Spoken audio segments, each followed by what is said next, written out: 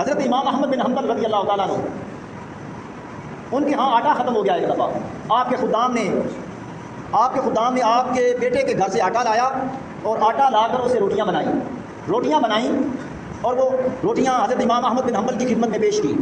آپ نے ان روٹیوں کو دیکھا اور فرمایا کہ جاؤ ان روٹیوں کو دریائے دجلہ کے کنارے، دریائے دجلہ میں جا کے اسے اس دریا میں پھینکاؤ۔ ان خدام نے ان روٹیوں کو دریائے دجلہ میں پھینک دیا۔ جب دریائے دجلہ میں پھینکا تو وہ مچھلیاں آتی رہیں اور ان روٹیوں کو سونگتی رہیں اور واپس چلی گئی۔ کسی نے دریائے دجلہ کی کسی مچھلی نے اس روٹی کو کھایا نہیں۔ تو ایک لہر آئی دریا کی، اس نے ساری روٹیاں اٹھا کے باہر پھینک دی۔ وہ خدام واپس آئے، انہوں نے پوچھا، امام احمد بن حنبل نے پوچھا کہ بتاؤ کیا ماجرا دیکھا، کیا ماجرا ہوا، کیا دیکھا؟ تو انہوں نے کہا کہ سارا ماجرا بیان کر دیا۔ تو آپ نے فرمایا کہ جو روٹیاں مچھلیاں نہیں کھاتی وہ روٹیاں تو مجھے کھلانا چاہتے تھے، جو روٹیاں مچھلیاں نہیں کھاتی، دریائے دجلہ کی مچھلیاں نہیں کھاتی، وہ تم روٹیاں مجھے کھلانا چاہتے تھے۔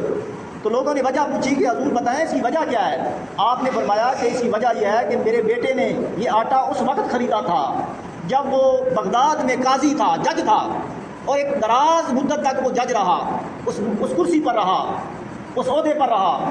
اب یہ کیسے ممکن ہے کہ اتنی لمبی مدت وہ اس کرسی پر کسی کے ساتھ لین دین کیے بغیر وہ اس کرسی پر جمع رہے؟ تو یہ میرے بیٹے کے لیے حلال ہو سکتا ہے مگر امام احمد بن حنبل کے لیے حلال نہیں ہو سکتا۔ یعنی ان لوگوں کے تقوی کا یہ عالم تھا کہ وہ ایسی تھوڑی سی